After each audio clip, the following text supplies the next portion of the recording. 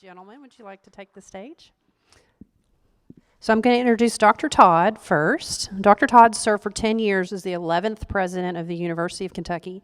He had a major focus on economic development and entrepreneurship. He received his BS degree in electrical engineering from UK and his MS and PhD from MIT, where he received 6 US patents in the area of large screen and projection displays. And after returning to Kentucky, Dr. Todd founded 2 technology companies. He's quite the entrepreneur. Projectron, developer of high-resolution projection cathode ray tubes for flight simulators, and it was acquired by Hughes Aircraft. And DataBeam, a developer of teleconferencing systems and software, and was acquired by IBM in 1998. So a couple big acquisitions there for Dr. Todd. And Davis Marksbury, he was born in Lexington, Kentucky, also a graduate of UK, where he graduated magna cum laude with a degree in civil engineering. Whoop, whoop, like that. After graduating from UK, Davis spent 4 years with Shell Research in Houston, Texas, building computer models for offshore platforms. He also returned to Lexington, where he co-founded and was the CEO of 3 successful enterprise software companies: PDR Information Services, StreamWeaver, and Extreme Software. All 3 were acquired. Davis is currently chairman of various family investment companies that make public and private investments, including a fund that invests primarily in early and mid-stage technologies. So join me in having you guys on the stage. I've known you all for 20 plus years. I'm so proud that I got to do this introduction.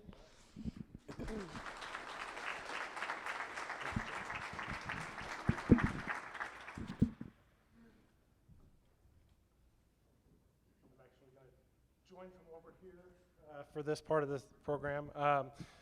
So as you may or may not know, we're sitting and joined today by 2 members of the Kentucky Entrepreneur Hall of Fame. And we're very, very proud to have them here. They are hallmark members of that organization, and the work that they've done has really been inspirational to generations of startup founders and future generations today and forward. If you're not aware, the Unbridled Spirit book is a book about the stories of the Kentucky Entrepreneur Hall of Fame. These gentlemen each have a chapter, and the chapters that they have is incredible information, and I'm going to refer you to that. It's available on anywhere you buy books. It's available audio, physical copy. We want to refer you to that for the deep details, because there's tremendous value and tremendous information in there that they have shared in this book. But as we go into today, we want to talk specifically about how the lessons learned in this book apply to mergers and acquisitions. So welcome, gentlemen, and we'll give you a chance to just talk for a couple of minutes and just tell your stories about your companies, and particularly looking toward the merger and acquisition side. So. Okay, let's see. Let's start back at the beginning in 1998. Dan Kloiber and I started Extreme Software. As mentioned, it was our 3rd company, and the lessons we learned and the opportunities we saw in the first 2 companies is what led us to start Extreme. It was such an ambitious plan that we decided we would just use the proceeds from the first 2 sales to fund Extreme. And the reason for that is if someone had come to pitch me that story today, I would have just laughed at them. So it was one where we were going to spend about 2 years in R&D with 8 people to replicate and reinvent what was known as the document production industry, the customer document industry for very large enterprises. So if you receive a document in the mail, for example, from Merrill Lynch, like a statement, or from a large insurance company or a large telephone company, the chances are now that it was produced by Extreme. Back then, it was being produced through a process that included probably 20, 25, 30 different products. And it was a very, very horrific challenge for a lot of these large companies to meet their needs to deliver that information to their customers. And so our plan was to replace those 15, 20, 30 different products with one product and to do it with 8 people in 2 years. So not a likely possibility, but that's what our plan was. We spent about 2 years in R&D, and we did get our first customer in 2000. That first customer was actually the biggest telephone company in France, which is kind of a strange place to start, but that's where we started. Second customer was Fidelity Investments, and over the next 18 months, we had about 20 large enterprises, including people like Merrill Lynch, large telephone companies, et cetera. Now, while we were promoting our success stories, what happened would be a lot of the small early stage venture companies began sending us invites. Okay, would you like us to come talk to you about investing in your company? And after a while, we decided, well, we're not really sure we need money now, but we'll talk to these guys. And we got 3 offers. We talked to Insight, we talked to Summit, and we talked to TA Associates, all in the Northeast. And interestingly enough, it was during 9/11 that we were talking to one of them, but that kind of delayed it. But we decided not to take those, and I'll be happy to get into why, but we decided not to take that investment and decided to continue on our own. From then until 2004, we grew about 5x. And in 2004, we were getting lots of proposals from investment bankers wanting to either take us public or to help us get acquired. And we'd get those from people like Wachovia and Merrill Lynch and others. And eventually we said, well, I mean, it wouldn't hurt to figure out what this process is. So we invited Merrill Lynch to run a process for us. And what a process is, most of you probably know, is an auction where they will create a pitch book and pitch information, send it out to potential buyers and investors, and get bids and see where that goes. So we did that, and we got some interest from what we'd call financial investors, and we got some interest from strategic investors as well. Ultimately, though, the bids, again, we didn't feel like they were compelling. I mean, they were good, but they weren't compelling, primarily because we felt we could continue to grow, and if we continued to grow, then the value would keep going up. So we continued on and through 2005, 2006. 2006, we had grown another 80% since 2004. We had offices around the world, and the people that we had talked to in 2004, the potential buyers, kept sending us unsolicited proposals. And so ultimately they sent us one, somebody sent us one which valued the company at about almost 2x what we thought the discounted cash flow value would be if we ran the company for the next 25 years and continued to grow at 30%. And so, well, that seems kind of compelling. So we decided, well, we're not going to take that offer, we'll just go do another auction. So in that particular instance, we decided that in the first auction that we did in 2004, we'd actually had a very, very large investment banker, and lessons learned, we decided we didn't want a very, very large investment banker. And so we chose one that was more focused on our particular size market and our particular technologies.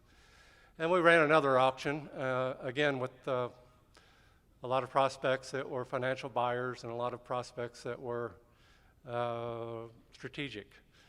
And ultimately, we got 3 bids that we probably would consider. And ultimately, we went with American Capital. American Capital we had never heard of before until we got the bid. And they were what's called a business development company out of Maryland. And so the interesting thing about their bid and all financial buyers was it was basically a leveraged buyout where they would buy a part of the company. In this case, it turned out to be 60% of the company, and Dan and I would continue to hold 40%. But as part of that, they would put on significant debt on the company and use that proceeds, part of those proceeds, to fund some of the additional buyout. So we went down that path, negotiated with them some more, ended up doing a deal after some, I would say, fairly harrowing due diligence. Probably from the time we started, we got the letter that said, okay, we will do this much, and we decided, okay, we'll go down this path. It was about 9 months to actually get to a point where we closed on the deal. After we closed on the deal, part of the process for the acquisition was, and one of the good things about American Capital was that they would actually fund the debt, and a lot of the business, the financial investors will not fund their own debt; they go outside to get it. But they would fund their own debt, but their cost of capital was about 16%, whereas most private equity companies, it's about 30%. So they had a tier of the debt that they did not want to keep because the interest rate was too low for them. And so what they wanted to do was to syndicate that. And so in September of 2007, we ended up back in New York doing a syndication of the loan, selling that loan to probably 40 or 50 different large institutions and banks around the world. And that was kind of an interesting process. And then we were finally done, so after about 12 months, 13 months, we were finally done, October of 2007. And then in November 2007, I got a call from the senior development person at HP and said, well, we didn't decide to go forward last time, but we would like to talk again. And so the next process was, for the next 5 months, we spent selling to HP. So interesting times, because as you remember, 2008 was the time when the financial crisis hit. So it was an interesting process for us to decide whether or not we wanted to do it, and okay, what does the debt mean for us if we don't do the HP deal, and so on and so forth. So I started out in 1998 not knowing much about M&A, and by the time we got done in 2008, I think I probably had a PhD. So it's pretty interesting how much time you spend in that process going through it. It's the first time I've heard all of his stories, so we need to get together more often. One thing I want to say, I mentioned to Davis that I'm proud of on Coldstream, is that the four largest buildings out here, one is the White Building, which is one I was involved with. The other one is the HP building that Davis did, another Lexington entrepreneur. The other one is Tempur-Pedic, another Lexington entrepreneur. And then what I call the Pagoda building is another Lexington entrepreneur. So it's a different park than what you find in many places where they get people to come in and build their businesses or subsidiaries there. So I just calculated, I told Gene, I started a Projectron 38 years ago. And so this crowd of people wouldn't have been around at that point in time. And I find it interesting right now that most of the time that I would speak about things, it was how to start a company. And then you kind of got to the point where you started talking about how to raise money. And now to be at the maturity point, we're talking about potential M&A episodes and having people speak about their experiences. It's a sign of maturity that we're moving along, and a lot of people are involved in that, and I really appreciate that. I got 6 patents when I was at MIT, came to UK, and I taught for 9 years. And I'd assigned my patents to a company in Boston called Advent Corporation. They made the first large screen projection television and audio equipment. And then I ran into the first recession in 1981. They went bankrupt. My technology needed a picture tube that was very unique, the one they made for their projection television with a phosphor I had developed. The vice president of Advent called me and said, we want you to help us sell our equipment to RCA, GE, or Raytheon. And I went across the street to a little Arby's restaurant that I know was out of business, but it was there a long time. And I talked to myself, and it's kind of like the Lord said, if you're going to do something, you're going to have to take control of it. I called him back and said, if we can strike a deal, I'll get that equipment down here and I'll start a company. I said, if somebody else buys it, they'll just strip it and make regular TVs because there's no market for projection TV. At the market rate at that time, the interest rate was 22%. And not many people were buying boats or projection TVs. So I ended up negotiating a deal. I'd been trying to raise money to start the company I really wanted to start, which was called DataBeam. And it had to have that picture tube. But now I was under duress. I had to try to find out how to move 70 tons of equipment out of Cambridge, Massachusetts, 7 United Van Line trucks, and pay for that and find a place to put it together and get busy and making some product. I've been talking to the former Dean of Engineering at UK when I was a student, and he was the only one who really comprehended what I was talking about. And he and his 3 partners in his golf foursome. One thing I've learned is that individuals don't like to put money into stuff they don't understand, but you get 2 or 3 of them together, they'll take a risk. So they put up $70,000. I gave them half the company, or a little bit over half the company, because they weren't sure what this was all about. But that wasn't the company I was really wanting to build. But I held the patents out for DataBeam. And I told them that because I said that's going to take at least $1 million to try to see if we can make higher resolution picture tubes back in the 80s. Fortunately, I ran into a company called Rediffusion Simulation in England that was trying to build a flight simulator, and previously they were different so that the pilots couldn't see cross cockpit. They'd have to look down a viewing channel. And with this projection tube, they thought they could.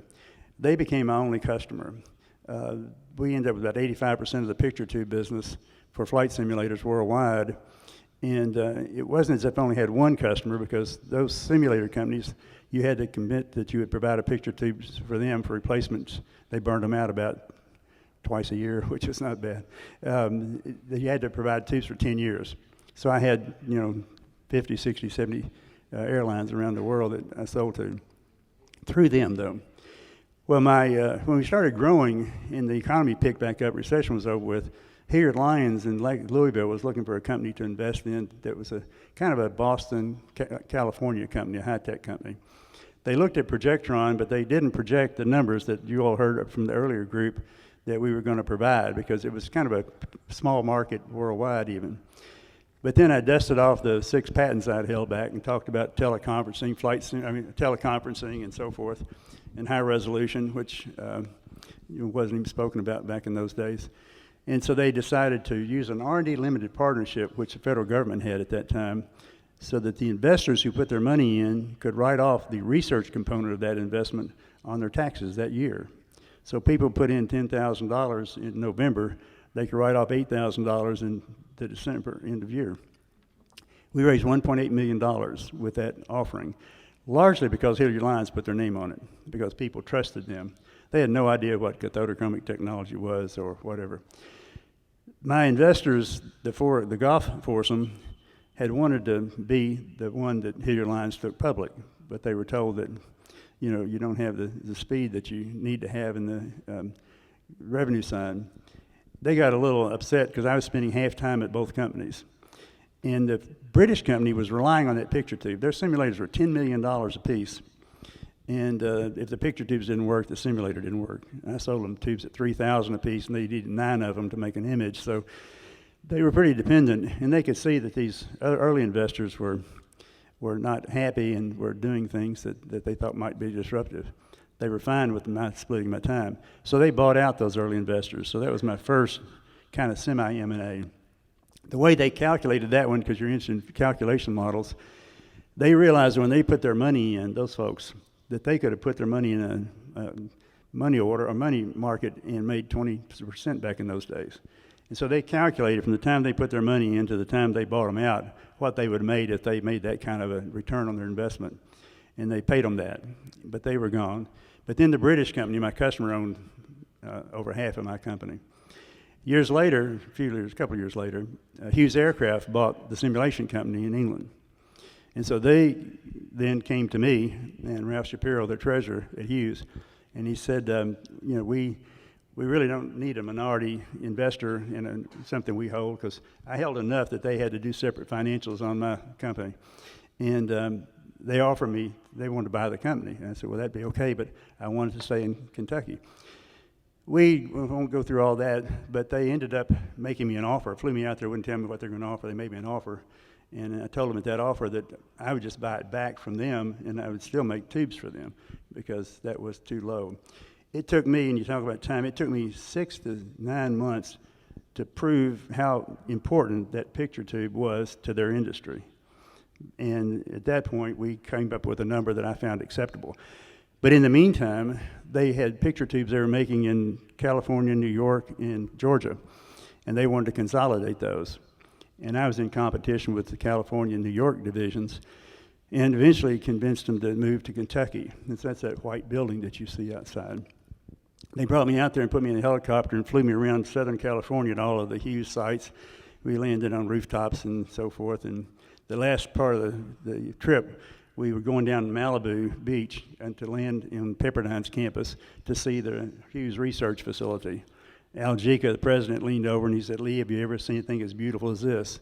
I said, Al, have you ever seen Kentucky in the springtime? And so he said, you're worthless. So we built that building. I came out okay, but I had an agreement that I would stay with them for 3 years, and I wouldn't run that building. I wanted them to send somebody in.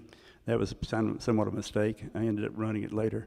And then I had, the picture tube business was taking off pretty well, and so I had a royalty arrangement on a per picture tube basis that I got compensated for during that period of time. And finally, I exited that and went to DataBeam. When Hilliard Lyons looked at DataBeam, we raised $1.8 million. We went along on that for a while, ran out. That was a prospectus deal, and it was really a pitch. The first 10 pages told anybody why they'd be a fool if they invested in the company. And they were probably right, because we hadn't built the thing. And the idea was to build a teleconferencing system, no internet around. You had to do it over telephone lines.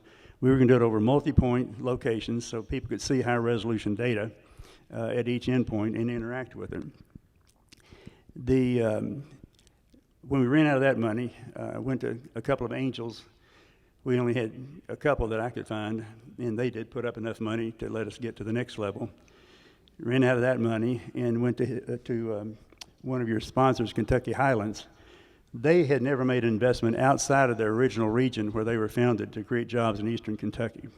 My pitch to them was, you all are in the cut and sew business, you're in some of the businesses that are going to go away. You need to learn about technology, and if you invest in me, I'll help teach you. So it worked.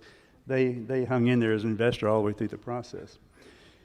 We went with that for a while. We were developing systems that we were selling for $50,000 a piece to, we won the Star Wars contract, NASA, Joint Chiefs. We then got in Procter & Gamble and so forth. But this was $50,000 per location for these conferencing pieces. And then the Pentium chips started getting stronger and stronger, and so all the hardware we were making ourselves started going in toward the software arena. We started coming out with software products, and we championed the need for a standard for the teleconferencing industry. Those of you that may remember when video first came out, PictureTel's equipment couldn't talk to CLI. They all had proprietary interfaces. And we said, if you're going to do data conferencing, or what we call web conferencing now, if you're going to do web conferencing, you need a standard that everybody can hook up with everybody else. And we actually chaired the Geneva committee that came up with that, Neil Starkey did. And we won that battle against Intel. And they want to do proprietary standards for video and audio on the internet. And so we started selling toolkits to allow people to put that standard. So we went from selling $50,000 systems to selling toolkits that were anywhere from $100,000 to $1 million for a couple of the companies. And then we'd have to train them how to put it into their network, AT&T, Microsoft, all the communications companies in France and Europe and so forth. And then, though, as we went further along, we knew we had to go to a retail product because we could see the processor was getting even stronger and that conferencing was going to end up on the desktop. So we needed to raise $4 million, we thought, to push that. That's when I first went to venture capital. We got money out of J.H. Whitney in New York because one of their partners played basketball for 8 hours up, grew up in Louisville, and twisted his heartstrings. We got one out of Frontenac in Chicago, and then one out of Palo Alto.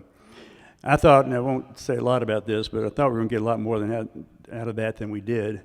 But we got junior partners in most of those cases except one, and he was very valuable to us. So when venture capitalists invest in you, they want 5 times their money back in 5 years. So they want exit events in that period of time. My goal in life was to create jobs in Lexington in technology. And I really didn't care if I ran a public company or what, but I just wanted to try to make a show that we could do things here. We got to the time when software really got to be the king and hardware was going away.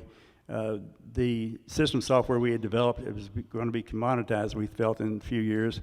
So we couldn't stay alive unless we raised a lot of money to start marketing a retail product. We came up with what's called the Net 120 server, which was the predecessor to things like GoToMeeting and the ones that's web conferencing and things like that. IBM sells a product now called SameTime. They have over 200 million users of that product. That was our product. And so I'll say something about the morale within the company later, but we did that acquisition. We actually hired a company called SoundView out of the Gardner Group. The Gardner Group is a group that really watches the software industry, and they liked what we did. They liked the fact we were championing an open protocol. They liked the fact that we had some good named customers. And so they write good things about us, which didn't cost us anything. And they had a division that we chose to go with to try to put us on the market. And that process took about 6 months with them to put the statistics together. I'll go back and say that the day that I started Projectron, I selected what was then a Big 8 accounting firm.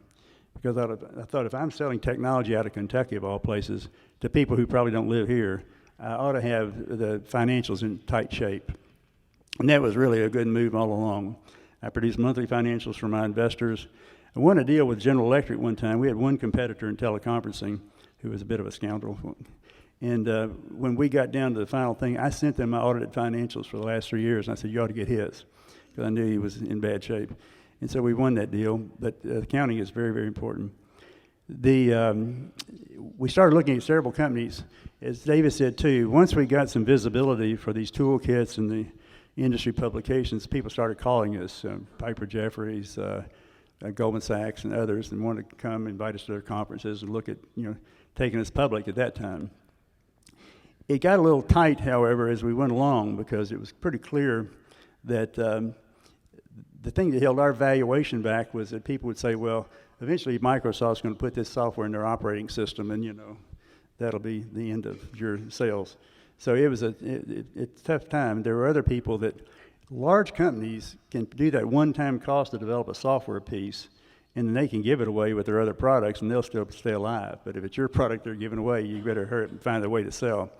So we needed somebody who could take us to market. IBM had bought Lotus several years ago to learn the software business. And Lotus had not had a new product in quite a while. They had no interactive collaboration product, real-time product. And so IBM, at the end of that period of time, we negotiated a deal for price for them to purchase us. However, and this is a point I'll get into a little later when we go through some of these questions, Intel and Cisco had invested in us strategically because they wanted teleconferencing on the computers to take off. We had an IP agreement with Intel on video technology, which it took us almost 6 months to get them to agree to do a deal. Little did I know, they were mad at IBM because IBM was doing some stuff with AMD, and here we were dealing with the same lawyer that was on that case. And so it was just gnarly. We finally got it done. But once they closed, then we sold the company to IBM. And I had a 3-year workout agreement with them, became Senior Vice President of Lotus over Notes, Domino, and the SameTime product, which was our product.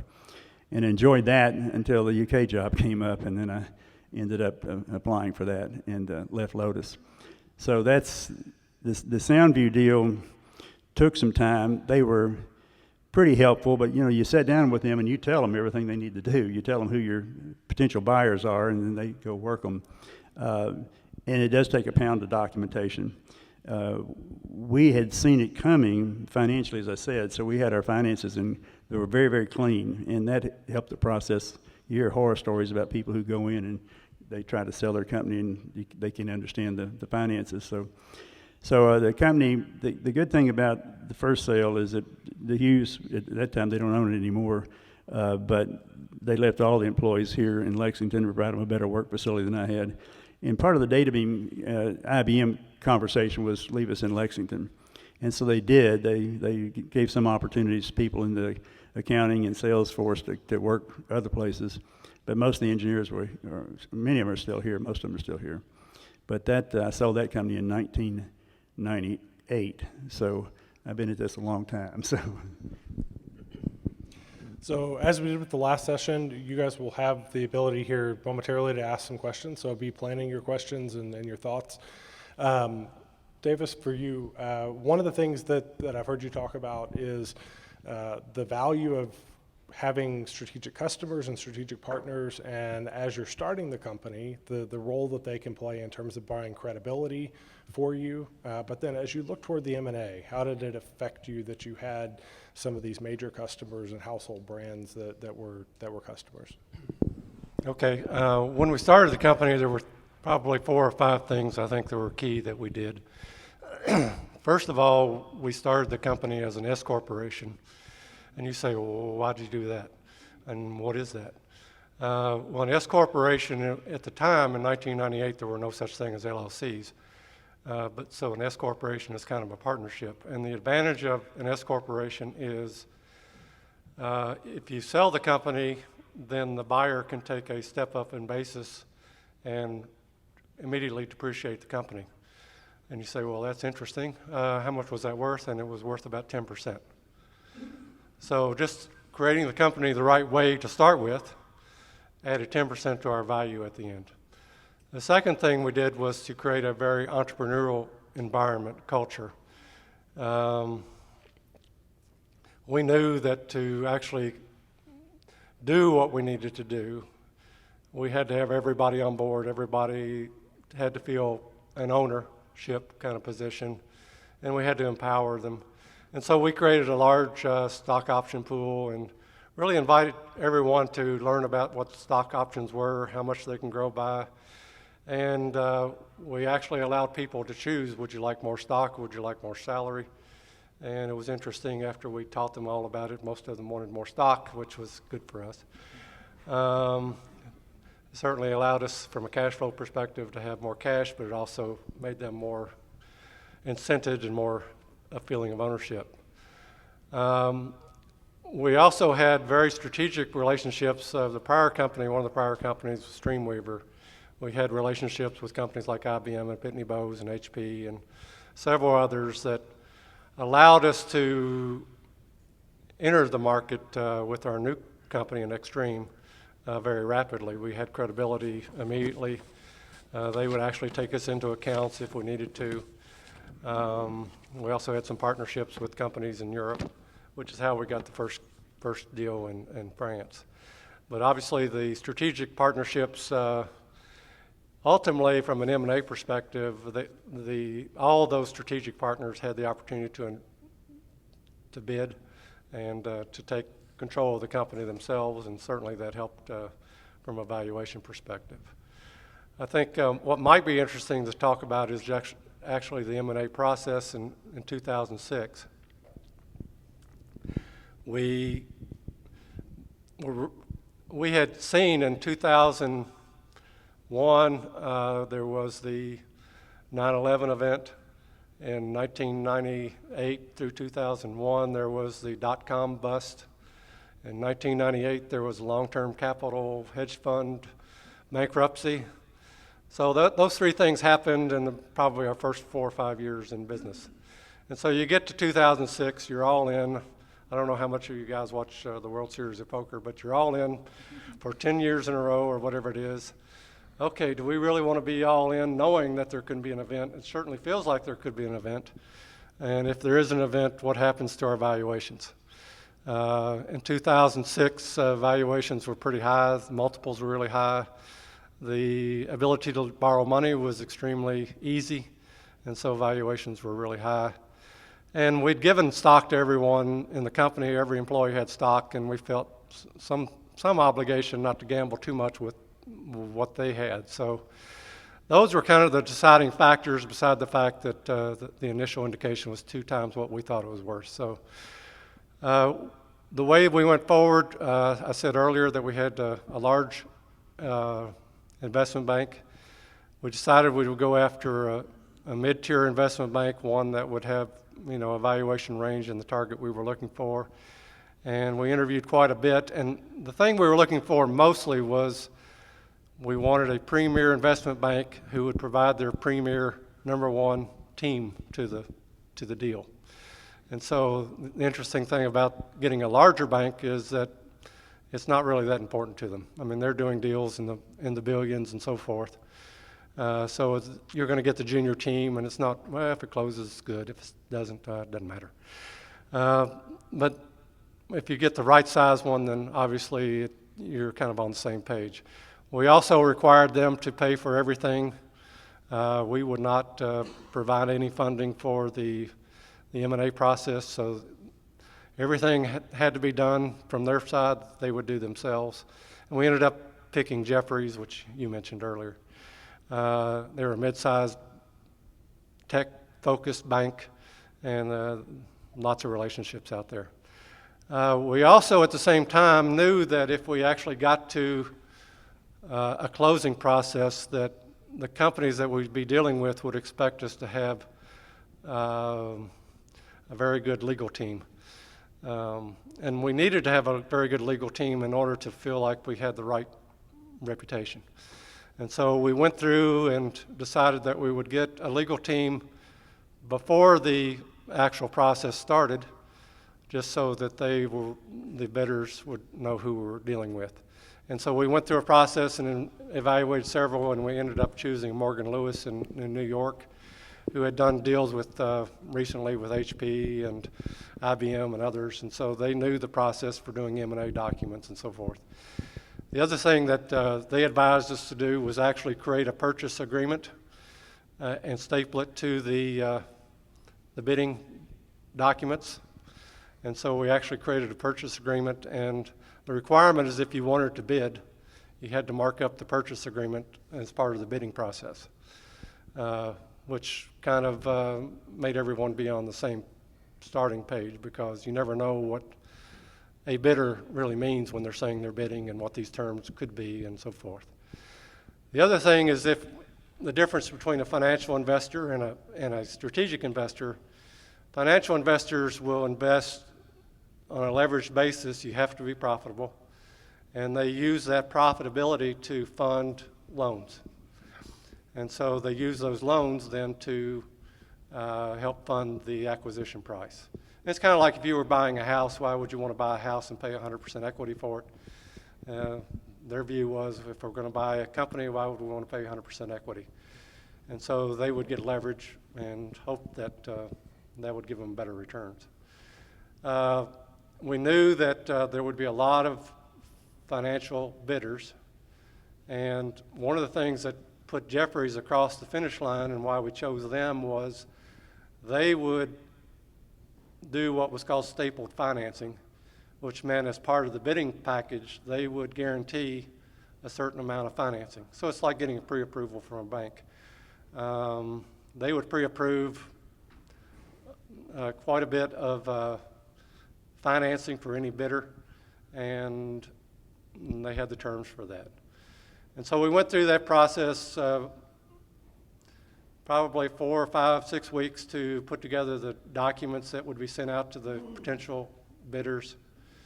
Most of those were like pitch books and documents that talked about the company. At the same time, we put together what's called a data room.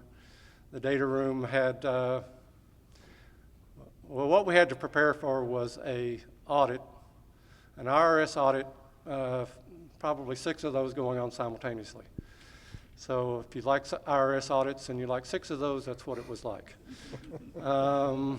So we had to prepare all the documents and get those in the data room and have that available for people to look at as part of the bidding process. And ultimately, we got 11 indications of interest, which were bids. We looked at 3 of those and ended up choosing American Capital. From there, the first negotiation that we had was to get to a letter of intent. The letter of intent, the main things that we negotiated on the letter of intent were, number one, we wanted to keep the entrepreneurial environment, so we had to have a stock option plan for the employees and key management.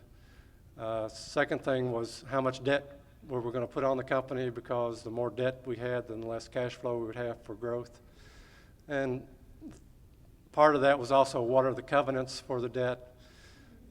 Basically, the covenants are what condition does the company have to be in order to maintain this debt, and if you don't meet those covenants, then they say you have to pay it all back.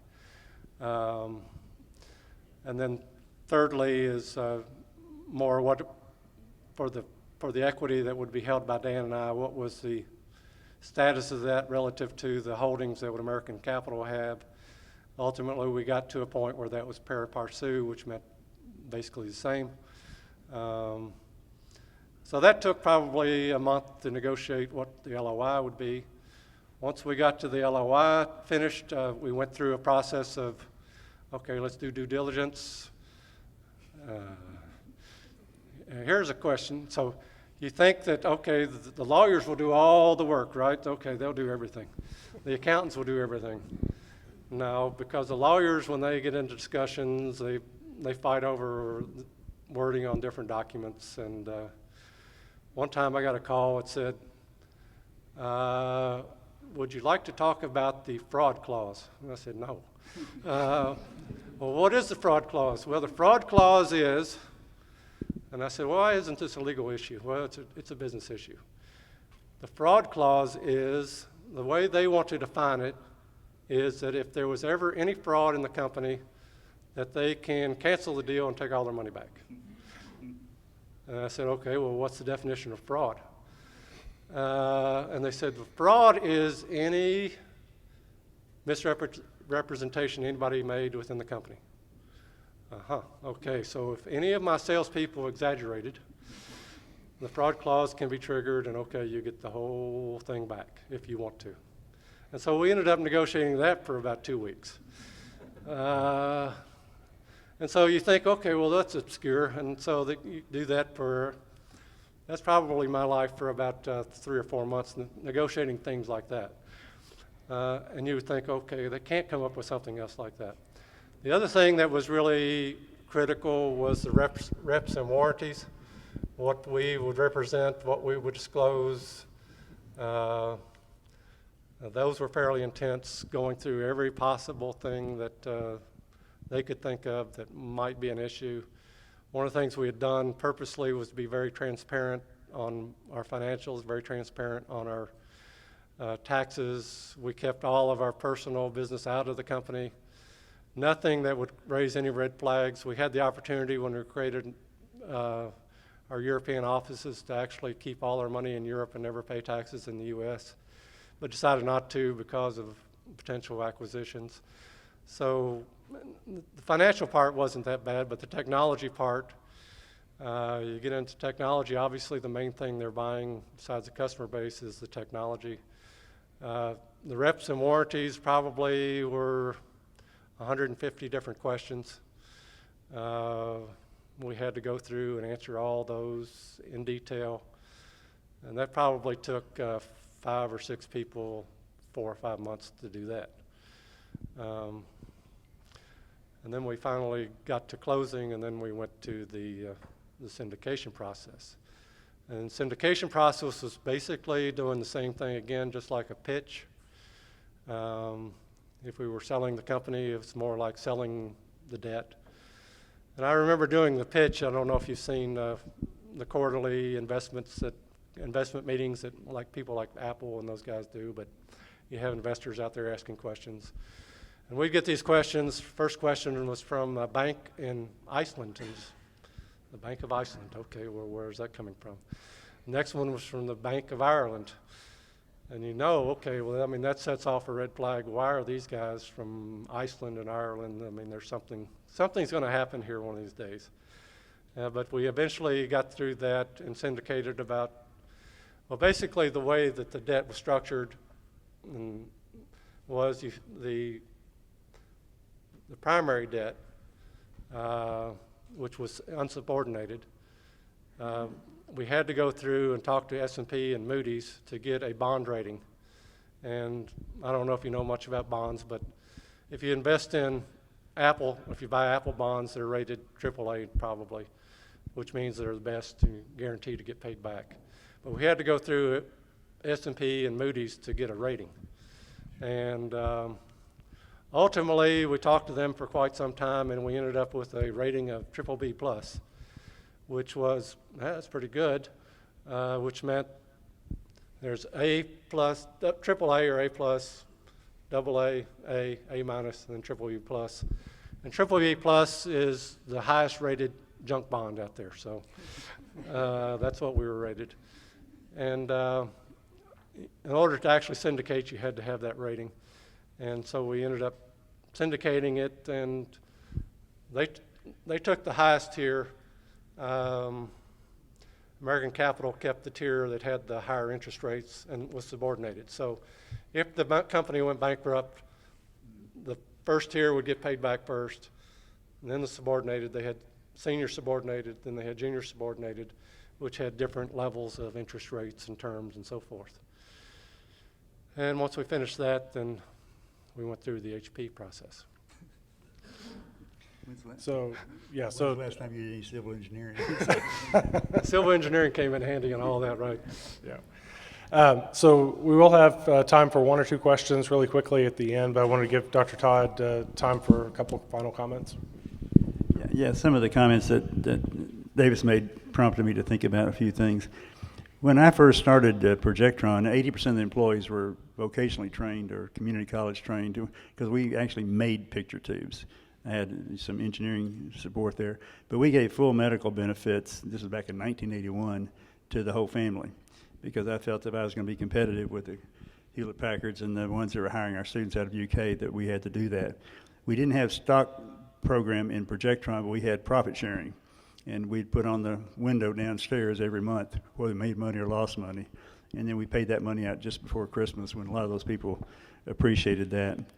And DataBeam, much like what David said, we started as an S company. And that thing, and one thing I don't think you did mention, is that your investors can write off your losses against their taxes in the early days when you lose money. When you start making money, you'd have to give it to them, but you'd change out of an S corporation to a C corporation at that point in time. I mentioned earlier that I selected a Big 8 accounting firm. You probably can't do this now, but I was able to strike the deal with them that they did accounting and charged a pretty hefty rate. But again, they had never had a software company or a technology company as a customer. And so they gave me a very inexpensive rate. They came to my monthly meeting at no cost to me, so they could learn about our business. And it kept my rates down. They said, if you do go public, get acquired, we'll charge you at the full rate. But there are things you can work with your partners as you go along to try to keep your costs down. IBM had a very interesting acquisition issue that we pretty well solved the technology piece pretty early. And then we actually got the pricing pretty early. But then they had to do the due diligence, which is painful. They actually assigned an integration manager who came to UK, came to DataBeam and was there full time. And then she ran that whole integration project and was the interface between us and IBM, and that helped. But another thing they did, they had bought so many companies over the time that they had fouled up that they'd end up selling them back to the founders at half price or something, that they changed their whole scheme. And one thing they realized is that when they buy your company, if they just look at your stock and set a stock price and give that money to everybody, you get your employees get their stock paid for, your venture capitalists do, but the only people that are going to stick around to make you successful are the employees. And so they'll come up with a scheme to come up with a stock price that they'll pay to all your investors and your employees. But then they take a substantial part of the money that they consider an acquisition pool, and they hold it out for a 3-year deal for all the employees, not all of them. They said, you know, if you had a boat that was leaking, tell us who you'd want to keep on the boat and who you want to throw aside, and something like that. But that was an interesting way. And the other thing they did is that if you missed your numbers once you were acquired, the champion who was buying you would have to go to the IBM treasurer and explain why they missed their numbers. So they tightened that up deal quite a bit. and we'll talk about that sometime later. The partner business, I did deals with the angels. The beauty there is that they send me a check, one piece of paper. I'd send them a stock certificate, one piece of paper. They were just like all of us, common stock. And then you get to the venture business and you get a book. And then you get to the strategic partners like Intel and Cisco, you get a double book. And then you get to the acquisition part, you get a triple book. But the venture people, once you bring them in, they strike your price down as low as they can get it. And then if you next raise strategic partner money, they'll pay you a much higher price because they're wanting you for other reasons, not just the return on their investment. And so once you go strategic investment, it's very, very difficult to ever go back to venture people because they would want it a lot lower than what they have. We did not do that. We were able to work with Cisco very easily. Intel, we worked with them okay until the actual sale process, and that's where that became a bit painful. But the customers that we had were important, mainly not the government ones as much as the Procter & Gamble's, Johnson & Johnson's, BASF, and some of those multinational type companies. They liked that, but what was important to IBM when they bought us was the fact that they had a hole in their product line, and somebody mentioned this earlier today, that they had to fill. They had to get competitive in that whole collaboration space. And that was really the most important thing to them. And one thing they mentioned to me in that process that's important too is they said, what is your turnover for your engineers and computer scientists? And I said, how do you define it? They said, how many engineers do you lose each year divided by the total number of engineers you have? I said, we've lost 2 in 10 years, and they went back to school because people who come here to work want to stay here. And that was a pretty big point because in California, if somebody gets a new health club or something, they'll cross the street to work for somebody else. But here, people that work for you want to be there. Also, we had kids who felt a passion for what we were doing. And they could sense that. When they came to hear about our technology or our sales or our customers, they could see that we had a passion for it.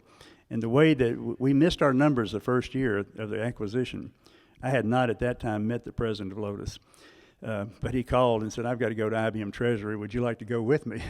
I said, I'd much rather you do some of the things I've been asking you to do because once you get acquired, you're kind of there, but they don't know what to do with you for the first, several months. And I had a 3-year contract. I went out and worked with their sales force because this was a new product. IBM had the deal that they do 4 conferences around the world at the beginning of every year to teach their salespeople about all the new product features they're going to have for that year. Well, if you got something brand new and they don't sell it within 3 months, it's dead. They're going to sell what they know how to sell. And my point was you need to have a strike team, a SWAT team I called it, who really knows this product inside out. And if they get a major opportunity, you call on that SWAT team to go in, support your sales process, and get some deals going. Well, they wouldn't do that at that point. For some reason. But when we went down to IBM, just a brief story, the president of Lotus had a story in the Wall Street Journal about a week before that where he had been disrobed of having claimed that he was a fighter pilot and burst an eardrum because he went too high. He had been the karate champion of Massachusetts. He had done all these things. And here's an article in the Wall Street Journal about all the lies that this guy told. I thought, I'm going to the Treasury with this fella. So we got on an airplane. Best thing, we got a small airplane. Got to meet Larry Bird at the airport, which was the high point. And there were 4 of us on the plane, the financial officer, the chief salesperson, myself, and the president. And the president went back to the restroom and came back and his knuckle was bleeding. And the treasurer said, Jeff, what'd you do to your knuckle? He said, oh, gosh. He said, I was deep sea diving yesterday. I didn't have the right equipment. I went further than I should have. This whale came along, and she had her cub with her, and I must have gotten too close. She switched her tail. It ran me into some rocks, and I got my finger cut. I thought, I'm going to Treasury with this guy, So he was fired about 3 weeks later. We went into the Treasury, and they were serious about this business plan. They knew it. The people were sitting around that table. Jeff talked for a few minutes, and finally they turned it over to me, and I told them what. I said, we're a small company, but they don't have any idea how to bring a new product to market that's not understood by their sales force. And so I talked about the SWAT team, and so they told me to go do that, and that's when I got the VP position. But but we did fill a real niche for them. And it was they got to the point where they actually gave away our product to sell their products because we integrated it in. And that's another way that hurt our valuation. So the software business has a challenge. I know that Destin asked a question about how do you value software businesses, and it's a little different because things change so fast. Those are some of my thoughts. I'll open it up for questions. So at this point, we'd like to open the floor to questions for you. So again, Ryan will come with the microphone to you. Who has a question?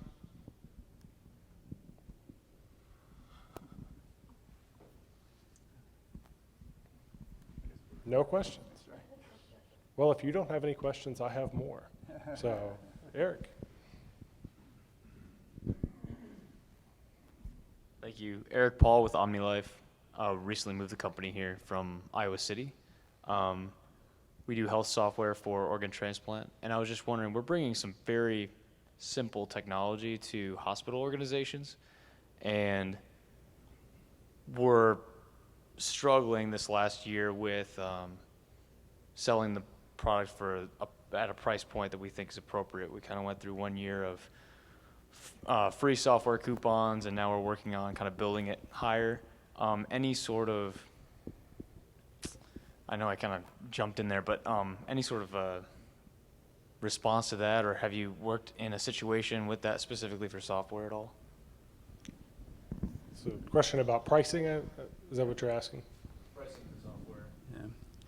Yeah. You mentioned coupons. We tried the coupon thing with AT&T Paradigm. You know, when we started, 9.6 modems were really good. You know, that was, and then voice data modems came out, and we thought that's really cool.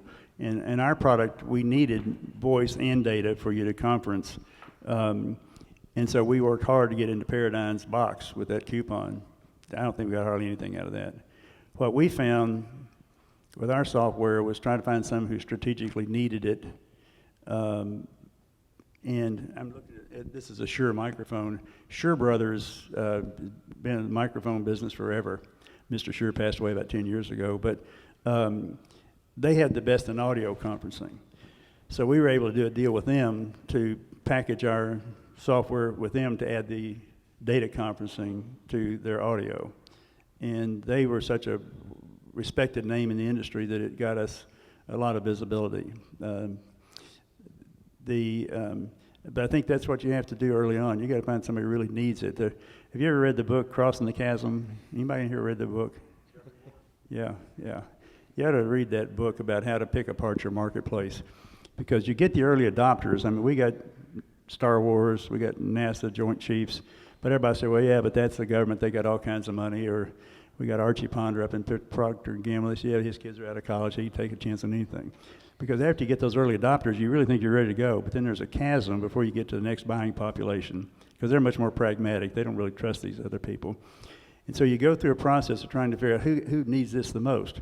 The way we got into and we were still selling systems at this time at $50,000 a pop, but we decided who needs this the most. We settled on BASF. They had carpet. They don't make carpet. They make carpet better, as they say. They coat it. And so they're located in these little burgs around the United States and elsewhere, where you got to drive 2 hours to get to a regional airport and so forth. And we went in and talked to Wayne Godwin, who was in charge of a lot of those places, and we said, we will rent you 6 systems for 3 months, and we'll help support those to make sure your meetings run well. And we did that, and then he called and ordered 18 systems for $150,000 apiece that went around to those locations. You think you kind of in the BASF, there are 8 divisions, you're getting the others. The other CEOs of those other companies don't want to do what Wayne did, so there's a lot of ego that happens. But we went through that thought process to decide who really needs to have teleconferencing, and we thought remote locations are important. We actually had digital cameras back in those days. NASA used it to find the leak on the shuttle. They could actually take pictures of carpet that had stains. They'd use baby carrots, red wine, and Pepto-Bismol as stains. And then they'd pour that on things they had coated, and they could take pictures of the migration pattern of those stains to see if the coating was thick enough to protect them. And they could send it to England to a research lab. So we did a lot of research and trying to figure out who really needs this. And then you just got to make them successful, because they're trusted within that buying population. And so that's what we did. And then once we came out with software products, we already had them as a customer for hardware, so we were able to follow on with that, if that's any help.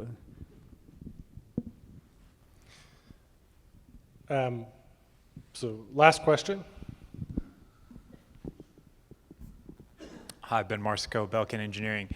You touched on it a little bit, but in terms of through the merger process for your employees, is there anything you would have done differently or that you felt like you did right to make sure there wasn't that mass exodus? Because of, culture is so important. You have a passion for what you do, and that's kind of what keeps people there. Any words of wisdom on how that was done or handled? Well, I think it depends on whether you're being acquired by a financial company, a financial buyer, or a strategic buyer. A financial buyer tends to want to not disrupt anything.